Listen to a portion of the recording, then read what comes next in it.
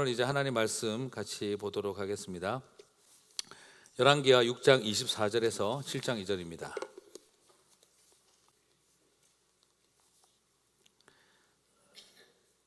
자, 우리 한 절씩 교도하도록 하겠습니다.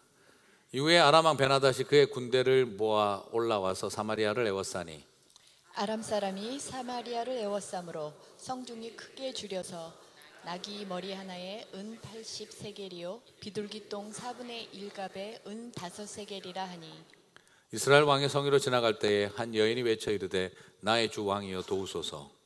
왕이 이르되 여호와께서 너를 돕지 아니하시면 내가 무엇으로 너를 도우랴. 타작 마당으로 말미암아 하겠느냐 포도주 틀로 말미암아 하겠느냐 하니라.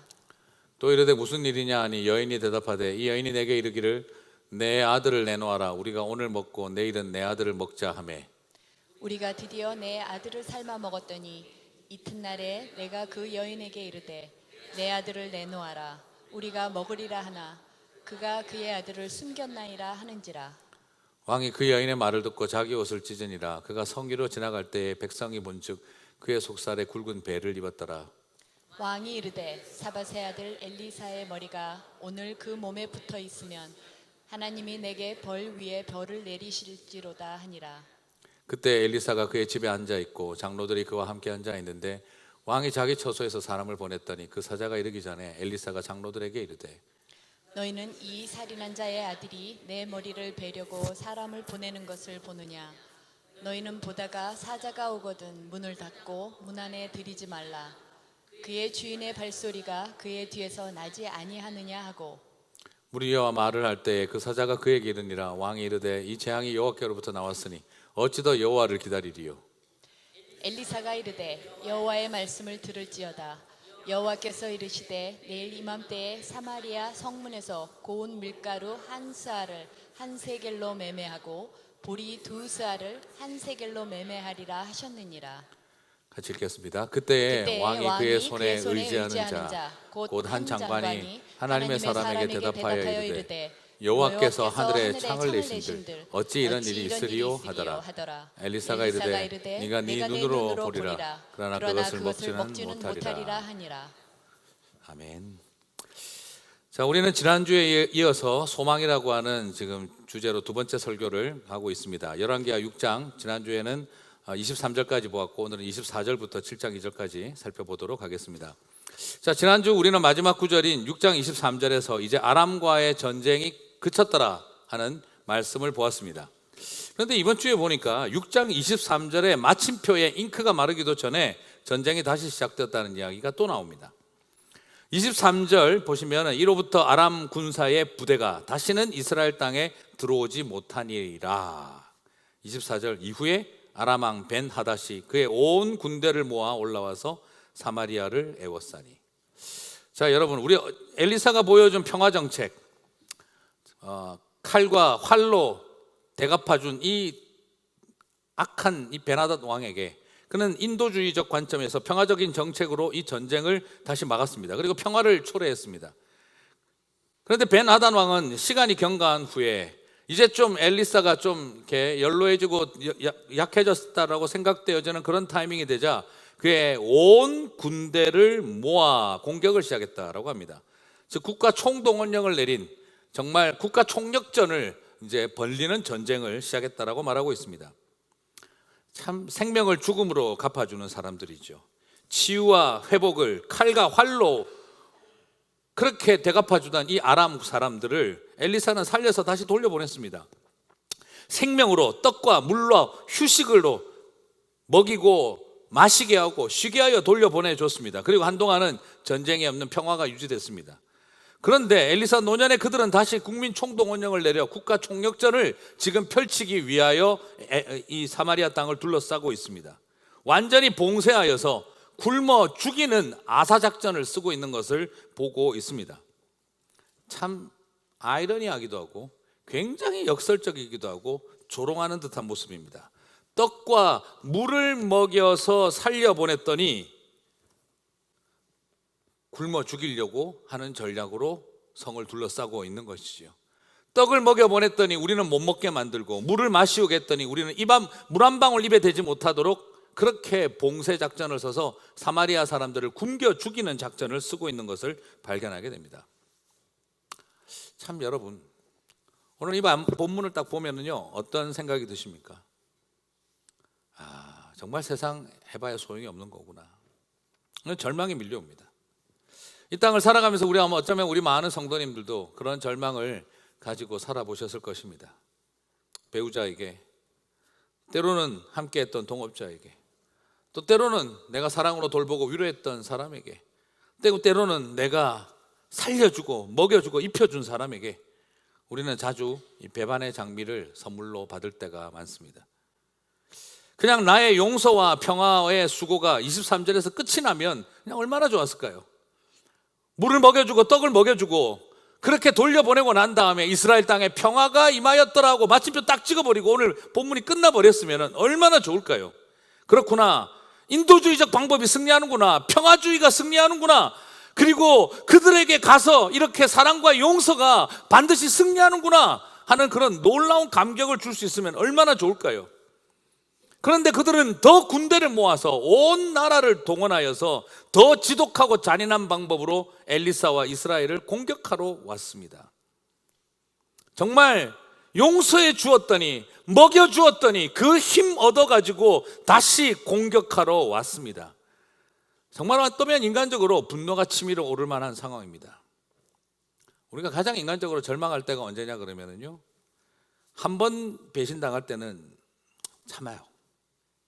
한 번 배신당했음에도 불구하고 그것을 먹이고 살리고 그리고 마시우게 하고 돌려보냈는데 다시 배신을 했었을 때는 아마 더 이상 내가 이렇게 살 필요가 있을까 하는 깊은 절망이 밀려오는 건 어쩌면 당연할는지도 모르겠습니다. 오늘 지금 이 상황은 바로 엘리사에게는 결국 뒤통수를 다시 맞는 싸움으로 들어가고 말았던 것이죠. 여러분 한번 생각해 보시겠습니까? 여러분이 이렇게 살려주고 먹여주고 입혀주고 난 다음 다시 온 나라를 끌고 와서 조롱하듯이 굶겨 죽이려고 하는 사람들 앞에 여러분들이 선다면 그렇다면 우리는 어떻게 할 수 있을까요? 그럼 오늘 성경의 교훈은 도대체 뭘까요? 오늘 열왕기하는 엘리사는 우리에게 뭘 가르쳐 주고 싶은 걸까요? 다시는 사랑과 용서, 평화, 인도주의적 삶 그런 거 다 때려치워라 하는 그 교훈을 가르쳐 주는 게 목적일까요? 다시는 엘리사처럼 물 먹여주고 떡 먹여주고 그렇게 시계에서 돌려보내는 이런 바보짓은 다시는 하지 마라, 이것이 오늘 열왕기하를 통해 엘리사를 통해 우리에게 주고 싶은 하나님의 교훈일까요? 앞으로 다시는 착한 척하고 살지 말자, 앞으로는 뭐 인도주의적인 방법 이런 거 선택하고 살지 말자, 앞으로는 무슨 평화주의 이딴 거 추구하지 말자. 그러면 결국 나만 당하고 결국 나만 고생하고 나만 사람들에게 비난당하고 말지 않겠나. 그래, 오늘 성경은 우리에게 귀한 것을 가르쳐주고 있다. 다시는 용서하지 말고 다시는 인도주의적 방법 쓰지 말자. 오늘 엘리사는 우리에게 그것을 가르치는 게 목표일까요? 그래, 맞다, 힘 얻어서 다시 우리를 굶겨 죽이려고 들 거니 이제는 절대 그렇게 하지 말자. 여러분, 성경의 교훈은 그런 것은 아닐 것입니다. 상담을 하다 보면 그런 질문을 많이 받습니다. 목사님, 정말 그렇게 힘든 사람 먹이고 돌봐주고 길을 찾아주었는데 제 등 뒤에 와서 칼을 꽂고 갑디다. 정말 답 없는 친구 여러 가지로 도와주고 살려주고 방향을 같이 찾아줬는데 나중에 그냥 우리 회사 앞에다가 그냥 차려버리더라고요. 어떻게 하면 좋습니까? 사람들 마음속에 생기는 그런 답답한 일들이 있습니다. 그런 답답한 마음에 우리는 굉장히 좌절하고 분노하고 실망하게 되기도 합니다. 과연 이것이 우리가 가야 할 길일까 하기도 합니다. 여러분, 그러나 하나님께서 우리에게 원하시는 건 뭘까요? 그래도 그 길이 틀린 것은 아니다라는 거예요. 여러분, 저는 이런 생각을 했으면 좋겠어요. 사람은 신뢰의 대상이 아니라 사랑의 대상입니다. 그럴 때는 우리가 그냥 이렇게 생각했으면 좋겠습니다. 아, 내가 하나님이 아니라 내가 또 사람을 신뢰했구나. 내가 또 사람을 의지했구나. 그래서 내가 사람에게로 주었던 내 신뢰의 대상을 다시 하나님에게로 옮겨야 하는구나. 하나님만 내가 신뢰의 대상으로 바라보지, 사람은 그냥 사랑의 대상으로만 여겨야 하는데 내가 사람을 또 하나님처럼 믿고 신뢰하고 의지하는 대상으로 내가 여기고 살아왔구나. 그리고 여러분 한번 생각해 봤으면 좋겠습니다. 모든 것을 하나님과의 관계에서 다시 재정립하셨으면 좋겠습니다. 내가 최선을 다했지만 상대가 나를 배신하고 나에게 고통을 줬습니다. 내가 사랑과 용서로 그렇게 나아갔음에도 불구하고 끊임없이 나에게 배신과 고통을 준다면 그것은 하나님과의 관계에서 그분의 문제가 됩니다. 하지만 내가 사랑과 용서를 행하지 아니하고 내가 돌봄과 그리고 사랑을 나누는 일을 하지 않다가 그 사람이 불만하고 분노하고 실망하고 배신해 버린다면 그것은 하나님 앞에서 나의 문제가 되는 것입니다. 성도 여러분, 이것을 꼭 기억하셨으면 좋겠습니다. 사랑과의 관계를 생각하지 말고 하나님의 관계를 생각하시기를 바랍니다. 내가 베푼 사랑과 내가 베푼 용서와 내가 베푼 그런 어떤 모든 것들이 그것을 고통과 배신으로 돌려놓는다면 그것은 하나님과의 관계에서 그 사람의 문제가 되는 것입니다. 그러나 내가 제대로 하지 않은 상태에서 그가 불만하고 배신하고 돌아선다면 그것은 하나님과의 관계에서 나의 문제가 되는 것입니다. 끊임없이 우리는 생각해야 합니다. 내가 하나님 앞에서 내가 어떻게 살고 있느냐가 중요한 것입니다. 사람이 보인 반응에 따라 우리가 했던 선택과 행동과 결정이 의미와 가치가 결정되는 게 아닙니다. 사람이 보인 반응과 상관없이 하나님 안에서의 우리가 이 모든 문제를 풀어왔다면 사람이 보인 반응과 행동이 중요한 게 아닙니다. 나의 선택과 나의 결정과 나의 방향은 하나님 안에서 했다면 상대의 반응과 상관없이 의미를 갖고 가치를 갖는 것입니다. 그들이 떡과 물과 심에 대한 대답으로 굶겨 죽일 작전을 썼다고 해서 우리가 베푼 떡과 물이 무의미해지는 것이 아닙니다. 그것은 하나님 안에서 가치 있는 것이고 하나님과의 관계에서는 의미가 되는 것입니다. 상대의 반응에 의해서 그것의 의미와 가치가 결정당하는 것이 아닙니다. 내가 하나님 안에서 행한 일은 사람의 반응이 어떤 것을 만들었다 할지라도 그것은 결코 무가치한 것으로 무너지는 것이 아닙니다. 오늘 우리가 붙들어야 할 것은 내가 하나님과의 관계에서 이것을 하고 있는가, 내가 사람과의 관계에서 이 일을 하고 있는가입니다. 때로는 힘들지만 내가 하나님 안에서 했던 일이라면 상대가 무슨 반응을 보였든지 간에 그것은 내 문제가 아닙니다. 그 가치가 무너지는 것이 절대 아닙니다. 그러므로 내 가슴 속에 의로운 일을 행하고 좋은 일을 하고 난 다음 배반의 장미를 선물로 받을 때 기억하십시오. 다시는 하는가 봐라가 아니라 나의 모든 것이 의미 없어졌다가 아니라 그 의미는 절대 사라지지 않는다는 것이죠. 하지만 이제는 문제가 더 복잡해지고 있습니다. 엘리사 입장에서 정말 힘들어지고 있습니다. 절망은 외부에서만 밀려오는 게 아니라 내부에서 다시 들어오고 있습니다. 우리 안에서 다시 크게 엄습해 옵니다. 아람 베나다 왕의 봉쇄 작전은 예루살렘 성을 고통으로 밀어넣었습니다. 25절을 보니 아람 사람이 사마리아를 애워싸므로 성중이 크게 줄여서 나귀머리 하나에 80세겔이요 비둘기똥 4분의 1갑에 5세겔이라. 여러분 설마 이게 비둘기 똥을 먹었겠습니까? 그죠? 사람도 먹을 게 없는데 비둘기가 똥 쌀 게 뭐가 있겠습니까? 그러면 여기 이게 비둘기 똥처럼 여물지 않은 콩이라는 뜻입니다. 비둘기 똥 아시죠? 네.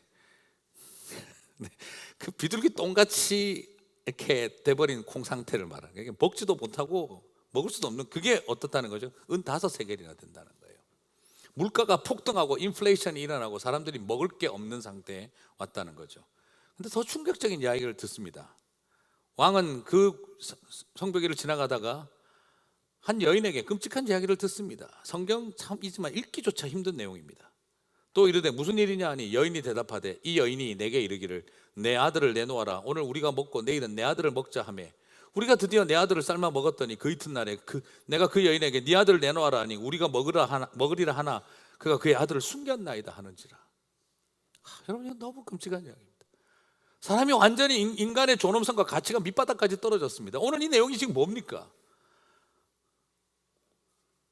내 아들을 못 내놓겠으니 좀 도와주십시오가 아닙니다.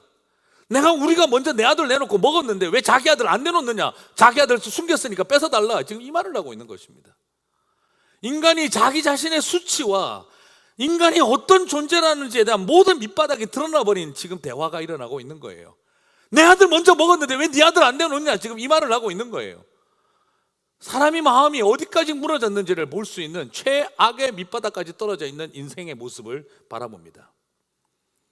그 결과 30절에서 왕은 그 여인의 말을 듣고 자기 옷을 찢으니라 라고 말해요. 격렬한 반응입니다. 여러분, 구약 성경에서 옷을 찢는다는 것은 뭘 뜻합니까? 회개를 말하는 거죠. 참남함과 함께 회개를 표현하고 뭔가 그 안에서 회개 운동이 시작되어질 때의 모습입니다. 분명히 오늘 옷을 찢고 나아가는 것은 그 답답함과 함께 이스라엘의 죄를 내어놓고 그가 회개의 자리로 들어가는 것을 의미합니다. 그런데 31절을 보니 전혀 영적인 행동으로 이어지지 않습니다. 오늘 열왕기에 나오는 엘리사의 이야기는요, 정말 우리가 생각하는 당연히 그 다음에 일어나야 할 일들을 항상 역설로 가버립니다. 31절에 뭐가 나옵니까? 왕이 이르되 사밧의 아들 엘리사의 머리가 오늘 그 몸에 붙어 있으면 하나님이 내게 벌 위에 벌을 내리실지로다. 오히려 지금 자신의 옷을 찢고 난 다음 그 다음에 나와야 할 말은 잿더미 위에 앉아 그 죄를 뒤집었으며 온 이스라엘에게 회개를 선포해야 될 내용이 나올 텐데, 옷을 찢고 난 다음 그가 내리는 결론은 바로 뭐냐면 엘리사의 몸에 목이 붙어 있지 못하게 하리라. 하나님의 이름을 걸고 맹세를 합니다. 여러분, 참 이해가 가지 않습니다. 옷을 찢는 회개의 종교적 모습을 보여주고 굵은 베옷을 입은 사람이 그 다음에 보이는 일은 하나님의 사람 엘리사를 죽여버리겠다는 것입니다. 하나님의 사람 엘리사를 죽여버리는 일입니다. 마무리는 하나님의 이름으로 맹세하고 서약합니다. 여러분, 이걸 보고 있으면요 너무너무 기가 막힙니다. 시작과 끝은 신앙적인 것으로 커버해놓고 가운데 안고라고 하는 게 제일 낫겠죠, 그죠? 가운데 안고는 뭡니까? 하나님의 사람을 죽이는 일입니다. 오늘 우리가 여기서 발견되는 것은 바로 뭐냐면 신앙적으로 앞뒤 포장은 다 했는데 핵심은 하나님과 상관없는 것입니다. 시작은 회개의 모양이요 마무리는 하나님의 이름으로 서약을 하고 있습니다. 껍데기는 전부 다 신앙적인 것인데 가운데 핵심은 하나님의 사람을 죽여버리겠다는 것이죠. 참 너무 이해가 안 갑니다. 그리고 엘리사를 죽이라고 나서 왕의 호위무사들을 자객으로 보냅니다. 자기를 보호하고 있던 자기 궁궐의 호위무사들을 자객으로 보냅니다. 암살시키라는 겁니다. 죽이라는 겁니다. 참 엘리사도요 정말 마음이 어땠을까요?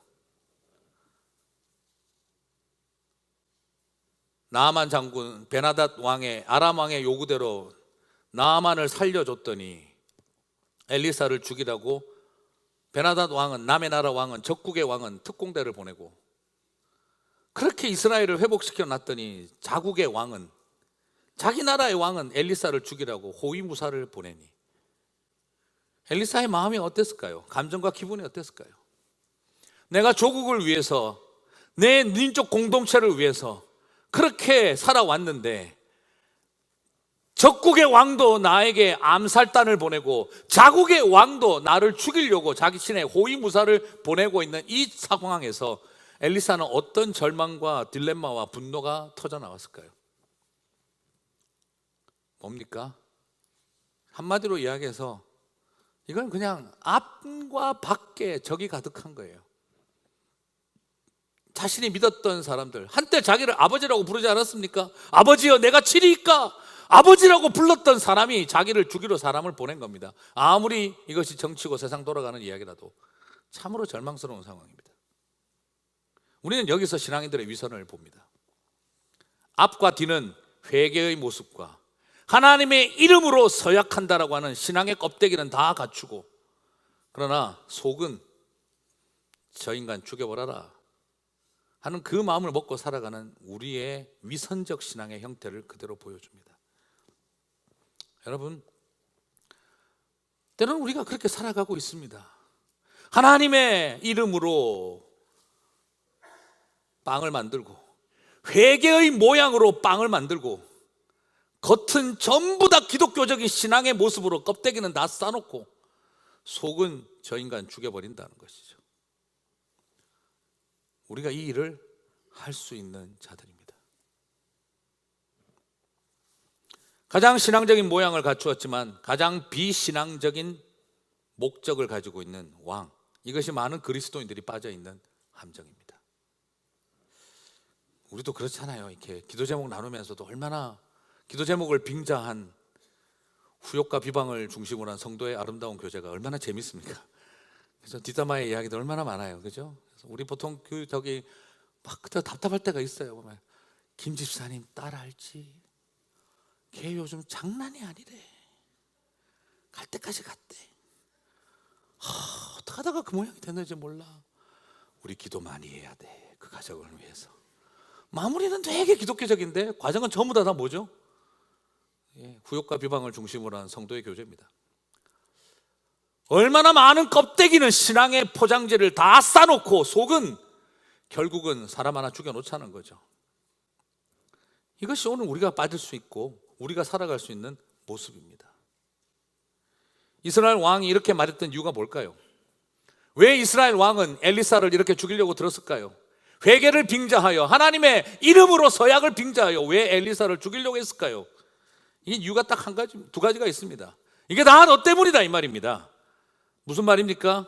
무슨 인도주의냐, 무슨 평화주의냐, 내가 치자고 할 때 왜 말렸느냐, 우리가 목줄 딱 잡았을 때 죽였어야 되는 거다, 밟아버릴 수 있을 때 밟았어야 하는 거다, 괜히 먹여주고 괜히 물 마시게 하고 입혀주니까 지금 봐라 우리를 이렇게 치러 오지 않았느냐, 왜 네가 살려주자고 그랬냐, 왜 네가 내가 물어보지 않았냐, 내가 치리까 왜 그때 말렸냐, 그 결과가 뭐냐 봐라, 이 꼴 나지 않았냐, 너만 신앙적이냐, 너만 평화냐, 너만 인도주의적이냐, 결국 네 말한 대로 해서 결과가 뭐냐, 지금 이런 상태가 돼버린 것입니다. 또 살펴볼 수 있는 두 번째 이유는 뭐겠습니까? 오늘 이것은 사실은 이 방법 때문에 그렇게 된 게 아니에요. 이스라엘이 패역하고 부패했기 때문입니다. 오늘 하나님이 왜 그러면 이 아람이 쳐들어오는 부분을 그냥 두셨느냐, 이스라엘이 여전히 부패하고 타락했습니다. 하나님의 은혜로, 엘리사를 통한 하나님의 은혜로 그 땅에 평화가 임하고 더 이상 아람 군대가 찾아 들어오지 않게 되자 이스라엘은 또 각자 자기의 길로 가는 것이죠. 우상을 섬기고 부패하고 타락하고 하나님을 떠난 것이죠. 그러니까 엘리사는 계속해서 외치는 겁니다. 하나님의 은혜로 너희들이 살았으면 돌이켜야 되지 않느냐, 하나님의 은혜로 아람 군대가 더 들어오지 않으면 너희들이 돌이켜야 하지 않느냐, 신명기의 관점에서 계속 말하는 것이지요. 너희가 이 율법을 지켜 행하면 하나님이 함께 하시지만 너희가 이 율법을 떠나면 하나님의 징벌이 임하리라. 그래도 이스라엘은 돌아오지 않았습니다. 결과가 무엇입니까? 아람 군대가 진격해 온 것이죠. 그런데 사람들은 뭐라고 말하고 싶습니까? 우리가 회개하지 않아서 하나님께서 이 땅을 다시 아람의 징벌이 오겠다라고 인정하고 싶지가 않은 거예요. 네가 재수없는 소리 했고, 네가 이 땅에 심판이 임할 거라는 소리 했고, 네가 믿는 하나님이 우리를 이 모양으로 만드는 거 아니냐라는 것입니다. 자신들이 회개하지 않은 것을 인정하는 것이 아니라, 그래서 회개의 자리로 나아가는 것이 아니라 그것을 통해 하나님을 비난하고 선지자를 죽이는 것을 목표로 해버린 것이죠. 33절을 보겠습니다. 왕이 뭐라고 하고 있습니까? 이 재앙이 여호와께로부터 나왔으니 어찌 더 여호와를 기다리리요. 누구 책임이라는 거죠? 하나님 책임이라는 거죠. 여호와를 기다릴 필요가 없으니 엘리사 정도는 죽여도 된다는 거죠. 사랑하는 성도 여러분, 선지자를 통해 돌이키지 않으면 하나님이 징벌이 있으리라는 예언에 대한 분노입니다. 자신들이 돌이키지 않았던 것을 회개하는 것이 아니라 이게 다 너 때문이다, 그리고 네가 믿는 하나님 때문이다라는 것이죠.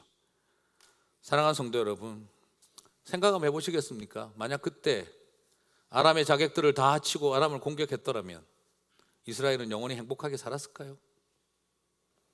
자기도 자신 없었잖아요. 왕도 치리까 물어보는 게 뭡니까? 이거 치고 나서 뒷감당할 자신이 자기도 없었거든요. 두려웠거든요. 근데 중요한 건, 결정은 누가 했습니까? 사랑과 용서의 방법으로 가자고 선택한 것은 누구였습니까? 엘리사였죠. 자기도 책임지지 못할 일, 그러나 누군가는 그 길로 가자고 선택을 했고 일이 뜻대로 안 되자 한 사람만 나쁜 놈 만들어버리면 되는 거예요. 이게 세상 돌아가는 방법이었고 이스라엘의 모습도 똑같았습니다.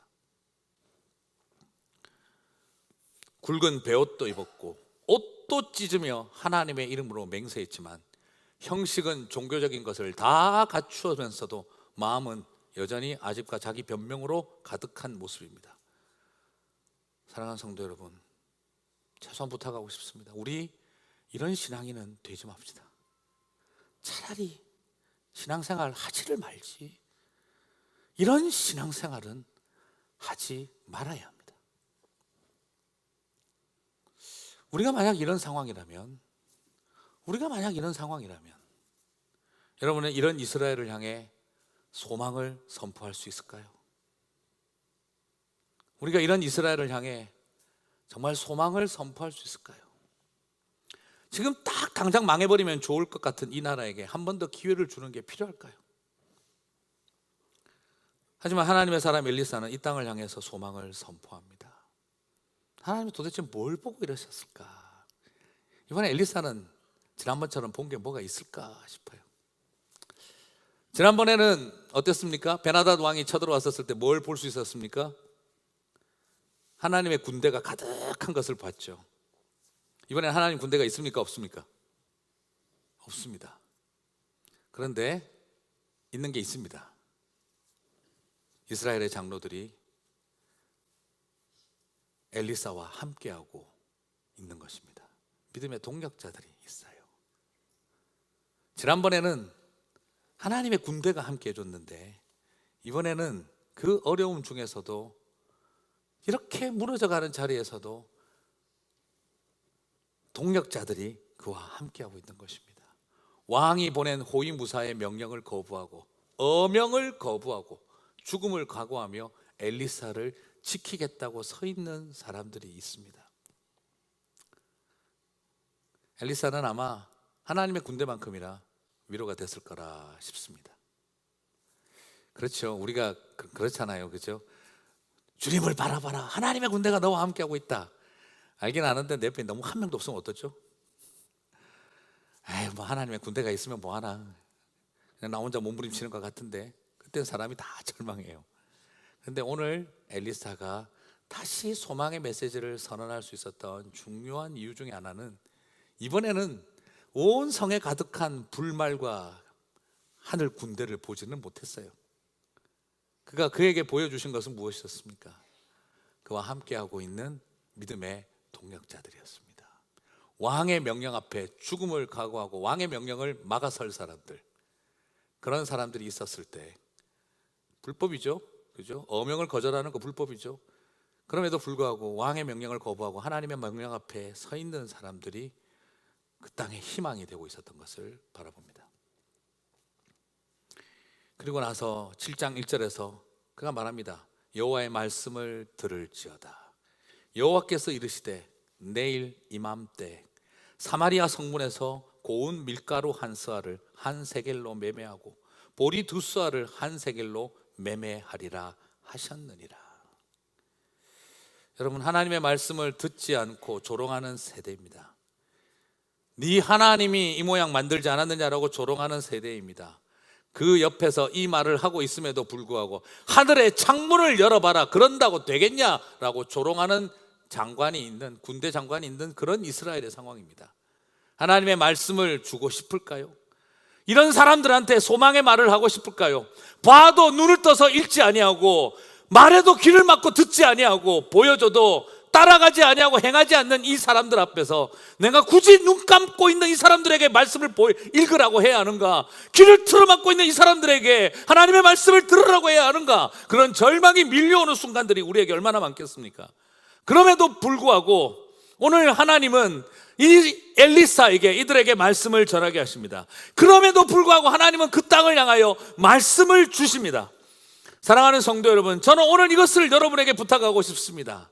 그렇게 믿음의 동력자가 있을 때 여전히 오늘도 말씀하시는 하나님, 계시하시는 하나님, 그 계시하시는 하나님이 저와 여러분에게 소망의 출발인 줄 믿습니다. 그래서 계시록은 우리들에게 도전하고 있는 것입니다. 귀 있는 자들은 들을지어다 라고 말한 것입니다. 우리의 마음속에 오늘도 이 말씀 앞에 귀를 기울이는 사람들을 통해 하나님은 당신의 소망을 다시 시작하시는 줄 믿습니다. 절망적인 시대에, 정말 이런 시대에 하나님의 말씀을 선포한다는 게 무슨 의미가 있을까? 이런 시대에 다시 성경을 읽으라고 말하는 게 무슨 의미가 있을까? 이런 시대에 내가 다시 설교하는 게 무슨 의미가 있을까? 그런 절망들이 밀려올 때 적국의 왕의 군대가 와서 에워싸고 자국의 왕이 군대를 보내어 나를 죽이려고 하는 것 같은 그런 시대에 자신들의 책임을 통감하고 회개하고 엎드리기보다는 하나님이 이렇게 만들었다고 하며 엘리사를 향하여 칼날을 겨누고 있는 이런 시대에 아무것도 책임지지 않으면서 책임은 엘리사에게 다 뒤집어 씌우는 시대에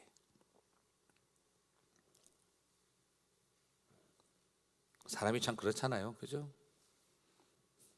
자기는 책임 안 지고 싶고 남에게 남이 결정하게 하고 남이 내린 결정에 대해서 네가 책임지라고 하는 거 참 무서운 것입니다.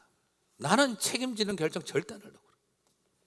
상대에게 책임질 결정하라고 해놓고 그 결과에 대해서 너에게 네가 책임지라고 칼날을 겨누는 오늘 이 왕의 모습 앞에서 그럼에도 불구하고 다시 소망의 메시지를 증거하는 엘리사의 길, 그리고 그에게 메시지를 주시는 하나님, 희망은 소망은 거기서 시작되는 줄 믿습니다. 저는 지난주하고 이번 주 엘리사의 말씀을 계속 전하면서 히브리서 12장 3절 말씀이 계속 가슴에 남습니다. 같이 한번 읽어보겠습니다. 히브리서 12장 3절, 너희가 피곤하여 낙심하지 않기 위하여 죄인들이 이같이 자기에게 거역한 일을 참으신 일을 생각하라. 너희가 피곤하여 낙심하지 않기 위해서는 죄인들이 이같이 자기에게 거역한 일을 참으신 일을 생각하라.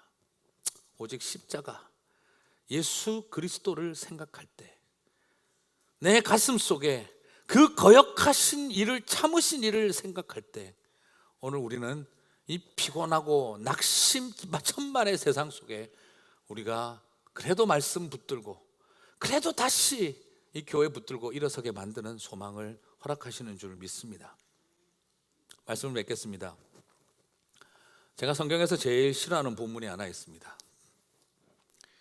목사가 싫어하는 성경이라니 좀 우습게 들릴는지도 모르겠습니다. 아유, 목사님 성경을 그렇게 싫어하시면 어떡합니까? 근데 정말 제가 솔직히 설교하기 싫은 본문이 있습니다. 정말 이 본문은 끝까지 미루고 싶은 본문이 하나 있습니다. 하지만 가장 저를 붙들고 위로해 준 본문이 하나 있습니다. 이제 교회 그만 다니자 싶었을 때, 이제 내가 목사가 되는 일 그만하자 싶었을 때, 그리고 이만하면 됐다 싶은 그런 순간이 올 때 그때마다 저를 붙잡았던 메시지가 하나 있습니다. 얼마 전에 커피 브레이크 때 제가 순서대로 오는 바람에 제가 잠깐 나눴던 사도행전 14장 19절 22절입니다. 사도행전 14장 19절 22절 제가 읽겠습니다. 유대인들이 안디옥과 이고니온에서 와서 무리를 충동하니 그들이 돌로 바울을 쳐서 죽은 줄로 알고 시외로 끌어내치니라. 제자들이 둘러섰을 때에 바울이 일어나 그 성에 들어갔다가 이튿날 바나바와 함께 더베로 가서 복음을 그 성에서 전하여 많은 사람을 제자로 삼고 루스드라와 이고니온과 안디옥으로 돌아가서 제자들의 마음을 굳게 하여 이 믿음에 머물러 있으라고 하고 또 우리가 하나님의 나라에 들어가려면 많은 환난을 겪어야 할 것이니라 하고. 저 말씀이 뭐가 그렇게 문제인가? 근데 저는 정말 싫었습니다. 바울이 지금 루스드라와 더베라고 하는 성에서 평생을 안전뱅이로 살아왔던 사람을 치유하여 회복을 일으키는 기적을 보여주었습니다. 그리고 난 다음 사람들은 너무너무 감동하고 충격받아서 난리가 났습니다. 그래가지고 바울을 제우스 신이라고 부르면서 그를 숭배하겠다고 하며 그를 높이고 그를 이제 신격화할 정도까지 그는 인기가 하늘을 치솟았습니다. 그때 그는 사람들 앞에 뛰어나가서 이 사람들아 왜 이러나, 나는 여러분과 성정이 똑같은 사람이라 그렇게 하지 마라 하고 말릴 정도까지 루스드라와 더베 성은 사도 바울로 인하여 난리가 났습니다. 인기 폭발이었습니다. 그런데 바로 그 다음 오늘 읽은 본문에서 안디옥과 이고니온에서 온 무리들이 군중을 충동시키자 바로 사도 바울을 향해서 돌을 집어 던지는 사람들로 바뀌어 버렸습니다. 그리고 죽은 줄 알고 성 밖에 짐승 밥이나 되라고 내쳐버렸습니다. 이 사람들이 얼마나 쉽게 충동당했는지, 보통 이 사람들은 돌로 쳐 죽일 땐 성 밖에 데리고 나가서 돌로 쳐 죽입니다. 왜냐하면 저주받을 인간들이기 때문에 그 시체도 손대는 걸 싫어했거든요. 근데 얼마나 충동을 받고 극렬하게 흥분해버렸으면 앞뒤 안 가리고 성 안에서 돌로 쳐 죽이는 것부터 먼저 해버린 거예요. 그리고 나서 할 수 없이 밖으로 던져버린 것입니다. 얼마나 극렬하게 흥분했으면 절차도 다 잊어버린지를 볼 수가 있어요. 그런데요, 죽은 줄 알았던 바울이 툴툴 털고 일어나는 거예요. 문제는 그 다음입니다. 툴툴 털고 일어나더니 자신을 돌로 쳐버린 더베와 루스드라 성으로 다시 걸어 들어가는 겁니다. 저는 이 부분이 너무 싫었습니다. 속으로 그랬습니다. 바울, 돌아서 들어가지 마. 병을 고쳐주고 회복시켜 주었더니 한때는 제우스 신처럼 숭배해 주겠다고 난리를 치더니 군중 심리에 빠져서 돌로 쳐 죽이고 짐승밥 되라고 던져버린 그 더베와 루스드라 성에 뭐 하려고 다시 들어가? 그냥 돌아서 그 앞에서 니네들이 던져놓은 나 아직도 살아있고, 그래서 신발 벗어서 먼지 탈탈 털어버리고 이 성에 저주가 임할지어다 하고 돌아서서 가버려. 저는 제 가슴 속에서 그 말이 올라오는 거예요. 들어가지 말라고, 제발 들어가지 말라고 좀. 그런데 바울은 그 성을 향해 들어갑니다. 그리고 그곳에 들어가서 복음을 전하고 제자를 삼습니다. 그리고 난 다음 그는 또 그 성에 나와서 더베와 루스드라를 지나 그 성에 선동을 일으키고 충동제를 일으킨 배후 세력들인 안디옥과 이고니온에게 또 갑니다. 정말 쳐다보고 싶지도 않고 가고 싶지도 않을 배후 세력이 있는 도시를 향해 다시 걸어 들어갑니다. 그리고 나서 말합니다. 안디옥과 이고니온에 가서 그 제자들을 또 불러 일으키고 사람들을 모아놓고 22절에서 말합니다. 제자들의 마음을 굳게 하며 이 믿음에 머물러 있으라 권하고, 또 우리가 하나님 나라에 돌아가려면 많은 환난을 겪어야 할 것이라. 하나님, 도대체 왜 들어가야 합니까?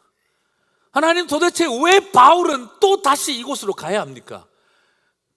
그리고 그곳에 가서 우리는 환난을 기다려야, 참아야 하는 사람, 겪어야 할 사람들이다. 이게 도대체 뭡니까? 저는 이것을 제가 인간적으로 받아들일 수가 없었습니다. 사도 바울은 많이 묵상해 봤습니다. 도대체 어떻게 이게 가능하며 왜 이렇게 했을까? 바울은 알았던 거죠. 자기 자신이 바로 스데반 집사를 돌로 쳐 죽이는 일에 배후 세력이었다는 것을 자기는 잘 알고 있었던 것이죠. 그리고 다메섹에서 예수 믿는 자들을 돌로 쳐 죽이기 위해서 달려가고 말을 타고 달려갔던 바로 죄인 중에 괴수였다는 것을 사도 바울은 알고 있었던 것입니다. 자신은 돌로 쳐 죽이는 일에 배후 세력이었지만 나는 용서받아도 되고 저 사람들은 받아서는 안 된다라고 그는 생각하기를 거부했던 것입니다. 나는 돌로 쳐 죽이러 간 나는 용서받아야 되고, 나를 향해 돌을 던졌던 저 사람들은 절대 용서하지 못한다라는 걸 그는 인정하지 않았던 것입니다. 사람은 그렇습니다. 자기 자신도 누군가에게 죽는 날까지 용서하지 못할 사람이 되면서 자기 자신도 누군가를 향해 죽는 날까지 용서 못하겠다고 마음을 먹고 사는 게 인생입니다. 그러나 오늘 바울은 우리들에게 다른 모습을 보여주고 있습니다. 자기 자신이 죄인 중에 괴수였다는 것. 하나님 제 마음에 주셨던 가장 큰 도전은, 너는 선하게 예수 믿었다고 생각하냐? 너는 선한 사람으로서 예수를 믿었고, 너는 위대하고 훌륭한 사람으로서 목사가 됐다고 생각하냐? 신학교를 갔다고 생각하냐? 하나님 저에게 그 도전을 그때 주셨습니다. 그때 제가 하나님 앞에 엎드렸습니다. 그래요, 하나님, 내가 맞은 돌만 아픈 게 아니라 내가 던진 돌도 아팠을 거라는 걸 고백합니다.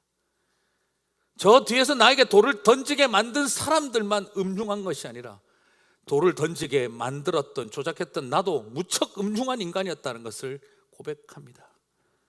그리고 그때 고백했습니다. 너희가 피곤하여 낙심하지 않기 위하여 죄인들의 이같이 자기에게 거역한 일을 참으신 일을 생각하라. 가끔 젊은 사람들이 와서 저에게 말합니다. 목사님, 저 더 이상 교회 안 다닙니다. 교회 안 갈 겁니다. 난 너 충분히 이해한다. 나도 기독교라고 하는 거 떠나고 싶었고, 나도 교회라는 거 더 이상 하고 싶지 않았고, 나도 할 수만 있다면 목회자 안 했으면 싶었다. 그럼 왜 하고 계세요? 당돌하게 묻습니다. 목사라서 그러신 겁니까? 정말 미안하지만 단도직입적으로 물어봐서, 목사님 돈 때문에 그러시는 겁니까? 왜 그만두지 않으셨습니까? 그래, 나도 연약한 인생이고 사람이지만 제가 그때 이야기해 줬던 게 그겁니다. 나는 그 더베와 루스드라 성으로 걸어 들어가는 사도의 뒷모습을 봤기 때문이고, 그리고 그 안티옥과 이고니온으로 걸어 들어가는 사도의 발걸음을 보았기 때문에 나는 포기할 수가 없었다. 그렇게 이야기를 했어요.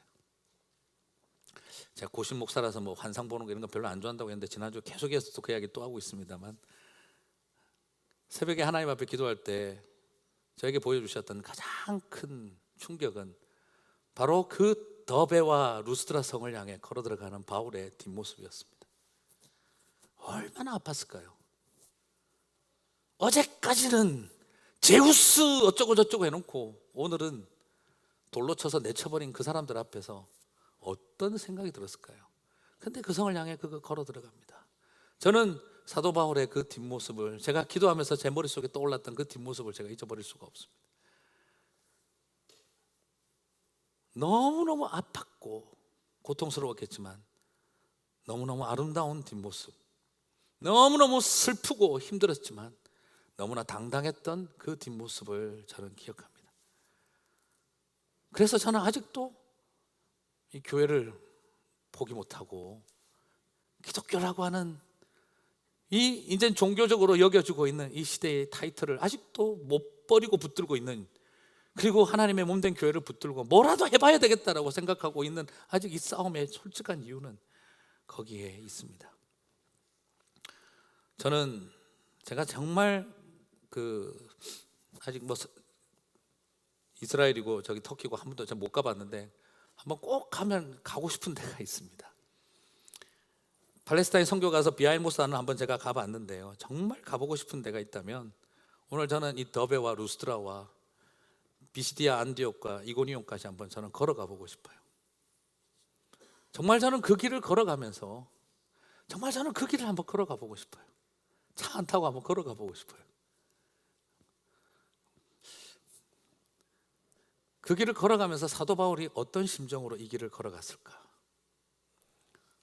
바울이 이 길을 걸어갈 때 어떤 마음이었을까? 어떤 기도를 드렸을까? 이고니온과 그 안디옥 성 앞에서 무슨 마음을 먹었을까? 저는 그걸 한번 해보고 싶어요. 사랑하시는 성도 여러분, 오늘 저는 여러분에게 그래서 다시 부탁드리고 싶습니다. 사람 바라보지 마시기 바랍니다.